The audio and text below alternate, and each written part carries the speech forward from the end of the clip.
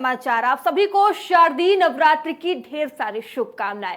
नवरात्र की आज से शुरुआत हो चुकी है और मंदिरों में काफी भीड़ देखने को मिल रही है। बता दें कि आज नवरात्र का पहला दिन है और आज मां शैलपुत्री की पूजा अर्चना की जाती है। लोग अपने अपने मान्यता के अनुसार माता की पूजा अर्चना करते हैं। बता दें कि 9 दिन मां के अलग अलग स्वरूपों की पूजा अर्चना होती है।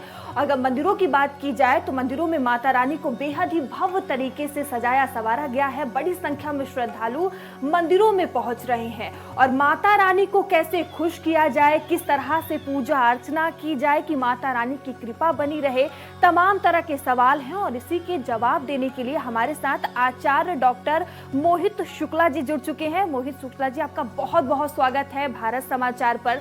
कि शारदीय नवरात्र की शुरुआत हो चुकी है, आज नवरात्र का पहला दिन है, तो शारदीय नवरात्र का क्या महत्व है और क्या कुछ खास है अब की नवरात्र में?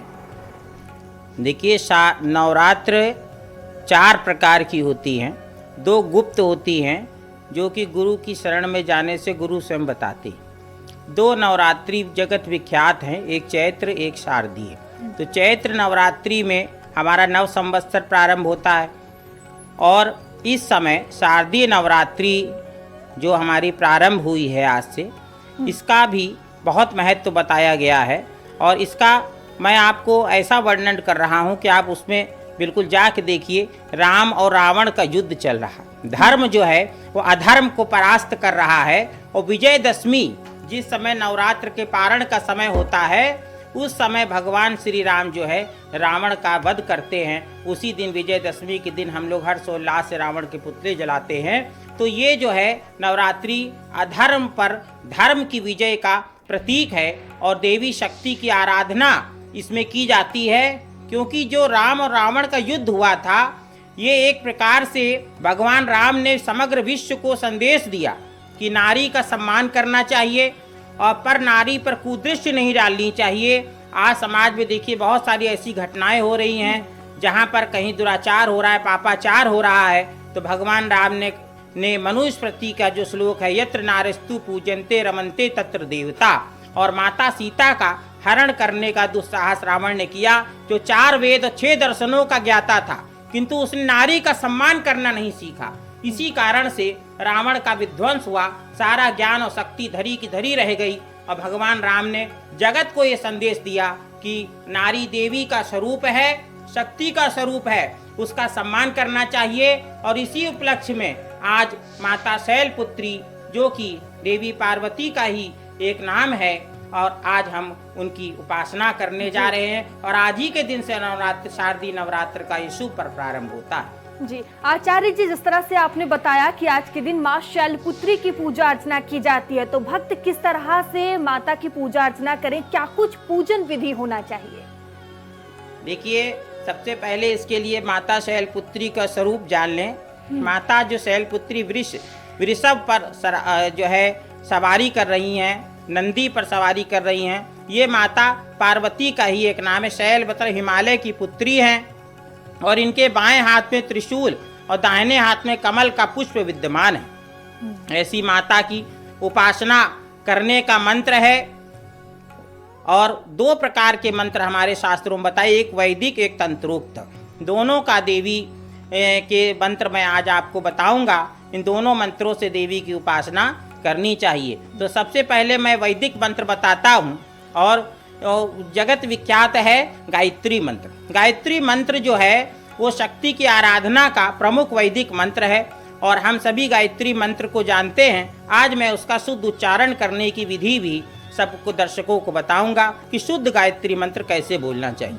ओम भूर्भुवः स्वाहा तत्सवितुर्वरेण्यं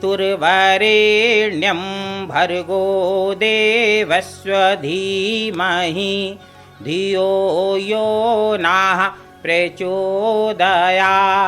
अब इस मंत्र में एक शब्द है तत्स लिखा हुआ है, मगर उसको तत्सा वितुर्वरेण्यम बोलना है। कई लोगों को मैंने यहाँ पर शुद्ध कराया, पढ़ के जब आप बोलते हैं तो वो चीज़ नहीं आती। वेदों को श्रुति कहा गया, सुनकर ही इसका उच्चारण शुद्ध आता है। अब मैं तंत्रोक्त देवी का जो शैलपुत्री का मंत्र है वो बताऊंगा। ओम ऐं ह्रीं क्लीं चामुंडाय विच्चे प्रथम शैलपुत्री देव्यै नमः। इस मंत्र से देवी शैलपुत्री की आराधना करनी चाहिए। एक बार फिर सुन लिए। ओम ऐं ह्रीं क्लीं चामुंडाय विच्चे प्रथम शैलपुत्री देवे नमः। और इस मंत्र से ही आज के दिन हवन भी करना चाहिए। पहले सबसे हवन अंत में किया जाता है। पहले 108 बार इस मंत्र का जप करेंगे। कलश की स्थापना, अभी मैं आपके प्रश्न करने पर कलश की स्थापना किस प्रकार करनी है भी बताऊंगा। तो पहले कलश की स्थापना, फिर पाठ और फिर अंत में हवन। हवन जो है वो 108 बार तो जप करिए, और हवन जब करेंगे तो इस मंत्र में नमः की जगह स्वाहा हो जाएगा। ओम ऐं ह्रीं क्लीं चामुंडाय विच्चे प्रथम शैलपुत्री देवे स्वाहा। इस मंत्र से 11 आहुति अवश्य देनी चाहिए। और ये जो शारदीय नवरात्रि का जो पर्व है, इसका बड़ा वैज्ञानिक महत्व है, क्योंकि इस समय ऋतु परिवर्तन होता है। आज आप देख रहे तमाम प्रकार के वायरस जो है बैक्टीरिया पनप जाते हैं, कैसे जैसे डेंगू है, मलेरिया है, और इस प्रकार से बहुत से लोगों की जनहानि भी हो रही है। तो उसमें जब आप यज्ञ करते हैं तो यज्ञ का जो धुआं होता है वो तमाम प्रकार के बैक्टीरिया वायरस का नाश कर देता है। इसलिए नवरात्रि के दिन प्रतिदिन जो है यज्ञ जरूर करिए, आहुति जरूर करिए दीजिए। इससे जो है आपके घर का परिशोधन होगा, आपके आत्मा का विकास हो, इसके लिए मंत्रों का उच्चारण किया जाता। तो आत्मिक, शारीरिक, आध्यात्मिक, मानसिक सर्व विकास को करने वाला ये शारदीय नवरात्रि का पर्व है, और आप सबके लिए मंगल हो, इस कामना से मैंने ये विधि बताई। और आगे आप जो भी मुझसे पूछना चाहें इस नवरात्रि के शुभ अवसर पर, वो सभी विधि बताने के लिए मैं अभी आपके लिए तैयार हूँ। बिल्कुल आचार्य जी, देखिए शैलपुत्री की आज पूजा अर्चना की जाती है, तो माता को क्या भोग लगाना चाहिए, और क्या भक्तों को कोई आज के दिन विशेष रंग के कपड़े पहनने चाहिए? देखिए, आज के दिन जो है, जो देवी जब प्रकट हुई तो उस समय क्या था कि सूर्य उदित हो रहा था, तो नारंगी रंग का स्वरूप देवी का बताया गया है। और वैसे भी माता जो पार्वती हैं उनको लाल रंग जो है बहुत प्रिय है, और लाल चुनरिया वाली माता कहा जाता है कि माता को लाल चुनरी जो है चढ़ानी चाहिए।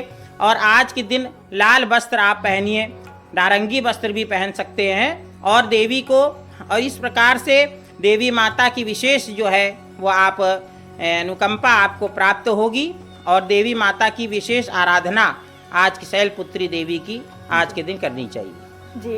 इसी बीच रायबरेली से हमारे सहयोगी रोहित ने एक खास रिपोर्ट भेजी है, वो हम आपको दिखाते हैं। शारदीय नवरात्र की शुरुआत आज से हो चुकी है। आपको बता दें, आज माता शैलपुत्री की पूजा अर्चना की जा रही है।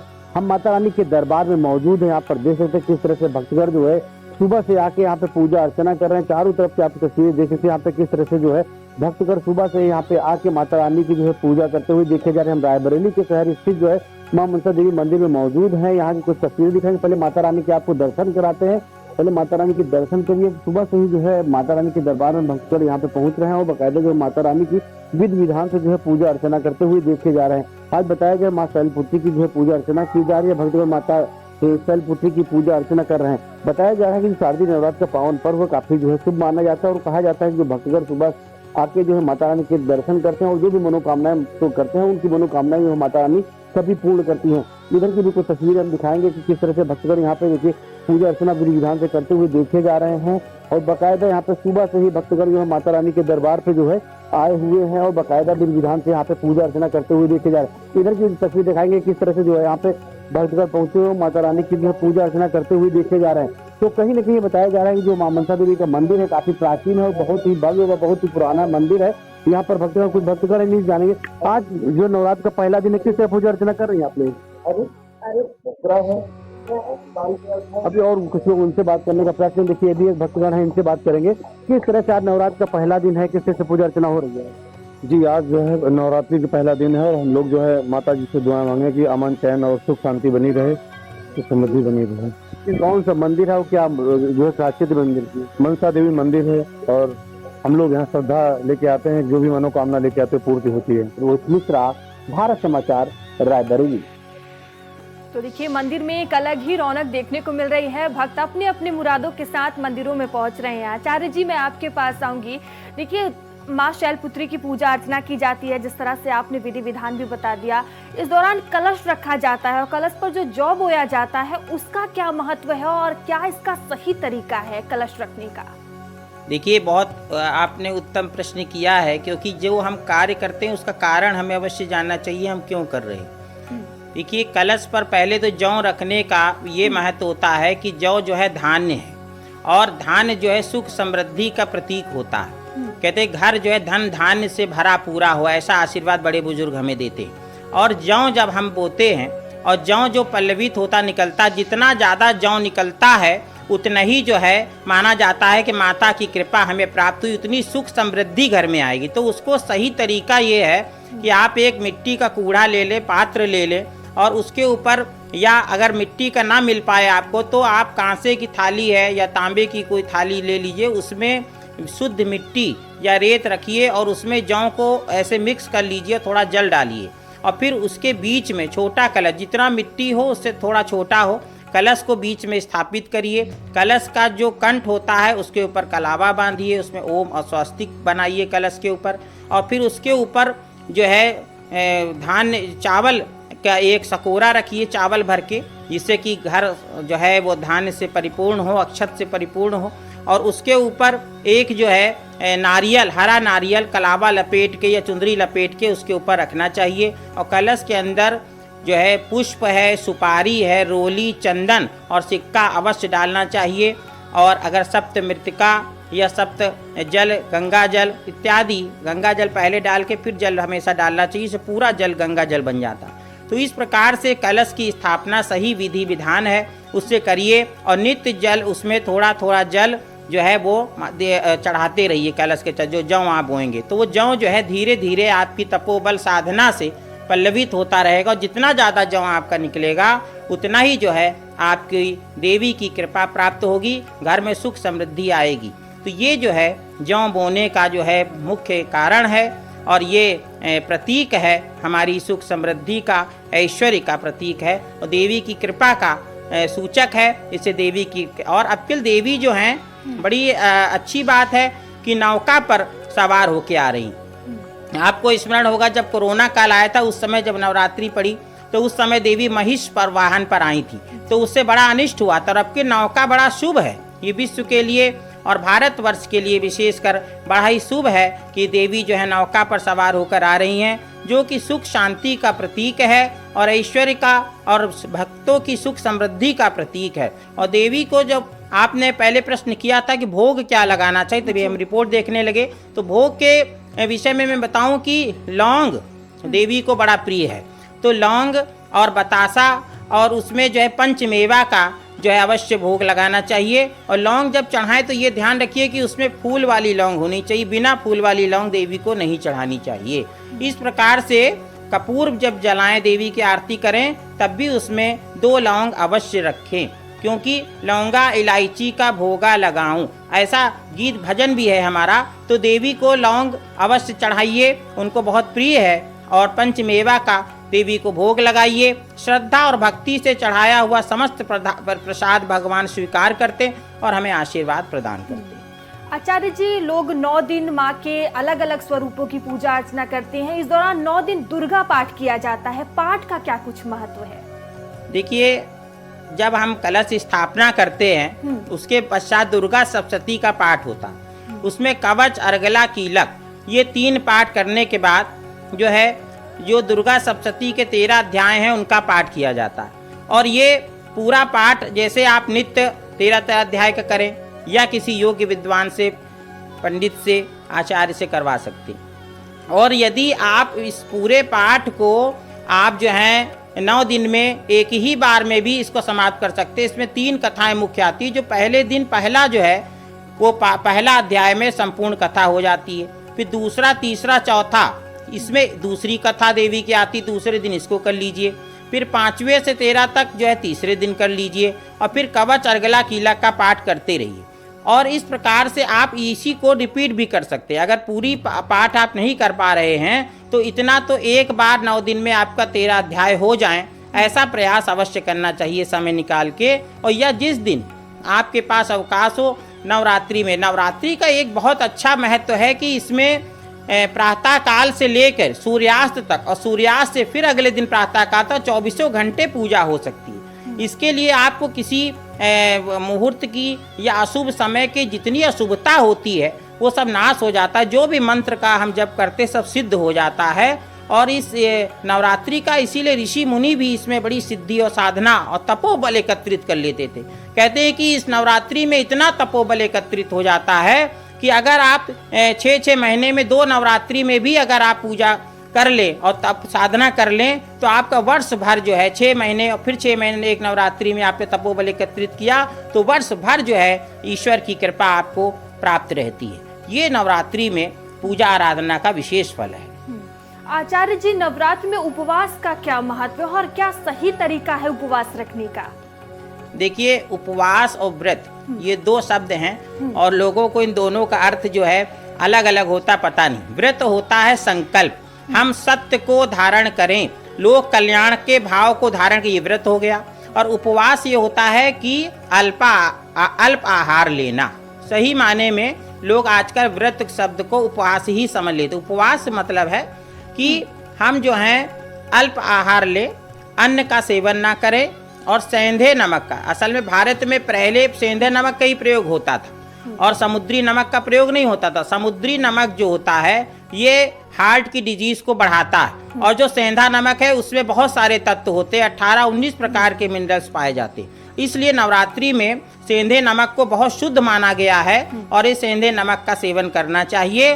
और इसमें अन्न का सेवन न करें, दूध, दही और लौकी की खीर, इस प्रकार का अल्प आहार लेना चाहिए। इसका वैज्ञानिक कारण ये है कि इस समय हमारी ऋतु का परिवर्तन हो रहा होता है, हम बरसात से सर्दी में जा रहे हैं और इसी प्रकार चैत्र नवरात्रि में हम सर्दी से गर्मी में जा रहे होते हैं। तो उस समय हमें 9 दिन जब हम उपवास रखते हैं, अल्प आहार लेते हैं, तो हमारा जो डाइजेस्टिव सिस्टम है वो बिल्कुल सही हो जाता है और रोग प्रतिरोधक क्षमता जो है वो हमारी बढ़ जाती है। देखिए, एलोपैथिक दवाओं में रोग प्रतिरोधक क्षमता को बढ़ाने की शक्ति नहीं है, रोग को खत्म करते हैं, रोग प्रतिरोधक क्षमता कम होती।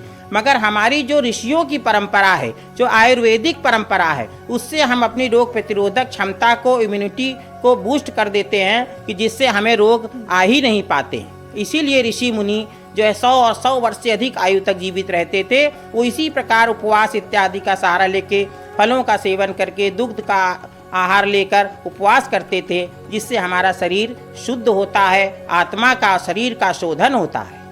आचार्य जी, आज का पहला दिन माता शैलपुत्री को समर्पित है और भक्त इस दौरान माता को चुनरी अर्पित करते हैं। चुनरी का क्या महत्व है और क्या आज के दिन कोई विशेष रंग की चुनरी अर्पित करनी चाहिए? देखिए, चुनरी जो है वो देवी को चढ़ाने का बहुत महत्व है, क्योंकि देवी जो है, इसके लिए आपको एक छोटी सी कथा मैं बता देता हूँ और आज के दिन उस कथा को सुनने का बड़ा विशेष महत्व है।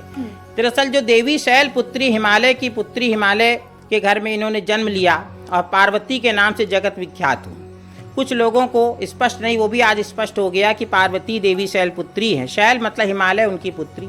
अब ये पूर्व जन्म में देवी सती थी और इन्होंने भगवान शिव से देवी सती का विवाह हुआ और विवाह होने के पश्चात इनके जो पिता महाराज दक्ष थे, उन्होंने एक बहुत बड़े यज्ञ का आयोजन किया और उस यज्ञ में विष्णु इत्यादि समस्त देवताओं को, ब्रह्मा जी को, सबको आमंत्रित किया, मगर भगवान शिव को आमंत्रित नहीं किया और देवी को भी नहीं बुलाया, अपनी पुत्री सती को। तब जो है मगर माता को सूचना हुई कि हमारे पिता ने बहुत बड़ा यज्ञ का आयोजन किया। तो उन्होंने सोचा शायद हम तो घर के ही हैं और घर के लोगों को क्या बुलाना। तो ऐसा मन में भाव आया और भगवान शिव से कहा, हे प्रभु, मुझे अनुमति दे दीजिए, मैं अपने पिता के यज्ञ में जाऊंगी। और जैसा माताओं का हृदय बड़ा कोमल होता है, उन्होंने कहा कि अब माता से, बहनों से भेंट हो जाएगी, आज बड़ा शुभ अवसर है। भगवान शिव ने कहा कि हे देवी, अब आपका मुझसे विवाह हो गया है, अब आप हमारे कुल में आ गई हैं, अब बिना आमंत्रित किए आपको अपने मायके भी नहीं जाना चाहिए और विशेषकर यज्ञ के आयोजन के अवसर पर, और वैसे तो आप जा सकती हैं। तो देवी ने कहा, नहीं प्रभु, हम ऐसा नहीं, हम जाएंगे जरूर, हमारा बड़ा मन कर रहा है वहाँ जाने का और सबसे मिलने का, और निश्चय ही हमारे पिता जो है सोच रहे होंगे, माता सोच रही होगी, तो अपनी पुत्री इसको क्या बुलाना। भगवान शिव ने इस प्रकार हट करने पर उनसे कहा, ठीक है देवी, जैसी आपकी इच्छा। देवी वहाँ पर जाती हैं तो उनकी माता तो उन्हें बहुत स्नेह करती, किंतु अन्य बहनें और जो समाज के लोग उनको अच्छी दृष्टि से नहीं देखते, उचित सम्मान नहीं देते। और फिर वो देखती हैं कि वहाँ पर भगवान शिव की निंदा हो रही है और ये निंदा जब उन्होंने देखा और जैसा आजकल जो सती स्त्रियां होती हैं, सौभाग्यवती स्त्रियां हैं, सुहागिन स्त्रियां हैं, अगर उनके पति की निंदा तो उन्हें अच्छा नहीं लगता, वैसे देवी को भी वहाँ बड़ा अच्छा, बिल्कुल अच्छा नहीं लगा। और उनको लगा कि ये हमारे पति तो कितना मना कर रहे थे, फिर भी हम आ गए और यहाँ इतनी हमारे पति की निंदा हो रही, तो उन्होंने अपने तपोबल से, योग अग्नि से अपने शरीर को भस्म कर दिया कि अब हम क्या मुख लेके भगवान शिव के पास जाएंगे।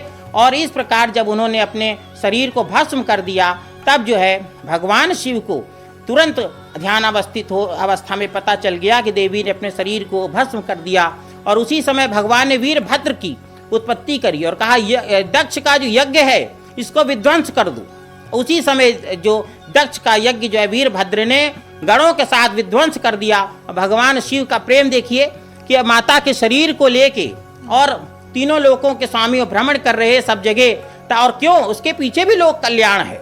बहुत से लोग प्रश्न करते हैं कि भाई अभी भगवान थे तो ऐसा क्यों किया, तो मैं स्पष्ट कर देता हूं कि उसके पीछे लोक कल्याण की भावना है भगवान की। और भगवान श्री हरि विष्णु ने चक्र सुदर्शन से उस शरीर के खंड खंड कर दिए और 51 शक्तिपीठों की स्थापना हुई। 51 शक्तिपीठ आज भी हैं और वहां जाने से मनोवांछित फलों की प्राप्ति होती है। तो ऐसे भगवान लोक कल्याण की लीला करते हैं। और फिर उन्हीं शक्ति ने पुनः अवतार लिया हिमालय के यहाँ और देवी पार्वती के रूप में भगवान शिव की पुनः प्राप्ति करी। वही देवी शैलपुत्री हैं और उनको लाल रंग की चुंदरी चढ़ाने से और विशेष इसी प्रकार फल की प्राप्ति होती है, क्योंकि वो अखंड सौभाग्यवती हैं।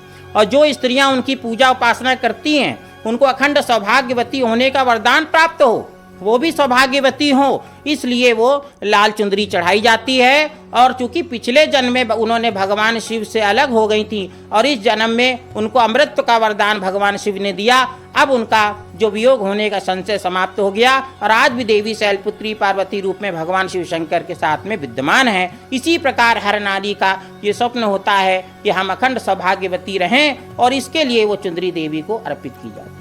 तो माता शैलपुत्री को लाल रंग की चुनरी अर्पित करें, जैसा कि आचार्य जी बता रहे हैं, जिससे आपको लाभ होगा। आचार्य जी, हवन का क्या महत्व है और क्या कुछ सही विधि विधान है इसका? देखिए, हवन का बहुत वैज्ञानिक महत्व है। यज्ञ करने से, जैसा मैंने आपको बताया कि आइंस्टीन का फार्मूला है कि E=mc²। और इसका मतलब है कि ऊर्जा द्रव्यमान और द्रव्यमान ऊर्जा में परिवर्तित होती है। कभी भी कोई पदार्थ नष्ट नहीं होता ब्रह्मांड में। जब हम अग्नि में अगर मिर्चा डाल दें, 1-2 मिर्चा व्यक्ति खा लेता है, मगर अग्नि में मिर्चा डाल दी, इतनी तेज उसका शक्ति बढ़ जाएगी, जितने लोग बैठे भाग खड़े होंगे। वैसे ही जो है अग्नि में जब हम 1 कटोरी घृत डालते, थोड़ा सा घी, 1 चम्मच घी डालते हैं, एक व्यक्ति खाएगा तो एक व्यक्ति को लाभ होगा। मगर यज्ञ में डालने से 1 चम्मच घी भी जो है 100 चम्मच के बराबर हो जाता है और हमारी श्वास तंत्रिका से शरीर के अंदर जाता है, सूक्ष्म रूप में परिणित होकर हम बहुत सारे लोगों का, जहां जहां तक उसका धुआं जाता, पूरे घर को पवित्र कर देता है, तमाम लोगों के शरीर के रोगों का नाश करता है। और उसमें जो हवन सामग्री पड़ती है उसमें औषधियाँ मिली होती हैं और वो आयुर्वेदिक औषधियाँ होती हैं और उनको डालने से और घृत को डालने से, जैसा मैंने आपको बताया कि इस समय ऋतु परिवर्तन हो रहा है, जैसा डेंगू, मलेरिया जैसे ऐसे जो वायरस उत्पन्न हो रहे हैं, बैक्टीरिया उत्पन्न हो रहे हैं, वो सभी नष्ट हो जाते हैं। हमारा घर जो है शोधन हो जाता है, क्योंकि जो अग्नि में डाला हुआ पदार्थ कभी नष्ट नहीं होता, वो सूक्ष्म रूप में परिणित होकर कई गुना उसकी शक्ति बढ़ जाती है। और वो कहीं भी यज्ञ हो रहा हो और आप उधर से निकलिए, देखिए आपको सुगंध से पता चल जाएगा यहाँ हवन हो रहा है। इतनी सुंदर अच्छी सुगंध होती है और मंत्रों का उच्चारण इसलिए करते हैं, उससे हमारी आत्मा का पवित्रीकरण होता, आत्मा का शुद्धिकरण होता। और गायत्री मंत्र से भी आप जो है नवदुर्गा में 9 दिन तक हवन कर सकते हैं। गायत्री मंत्र वेद का मंत्र है, चारों वेदों में इसकी जो है प्रशंसा कही गई है और यही मंत्र ऐसा वेद का महामंत्र कहा गया है और सर्वश्रेष्ठ मंत्र की इसको वैदिक मंत्र की उपमा उपाधि प्रदान की गई है। तो गायत्री मंत्र से भी आप बिल्कुल 108 बार भी यज्ञ कर सकते हैं, नहीं तो 11 बार। मेरा ऐसा कहना 11 आहुति तो हर प्रत्येक व्यक्ति को छोटे से हवन कुंड में अवश्य देनी चाहिए। आचार्य जी, आपका बहुत बहुत धन्यवाद तमाम सवालों के जवाब देने के लिए। तो आशा करते हैं माता रानी कृपा आप सभी पर बनी रहे। फिलहाल अभी के लिए हमारे खास कार्यक्रम में इतना ही। आगे आपसे फिर होगी मुलाकात, तब तक बने रहिए भारत समाचार के साथ। नमस्कार।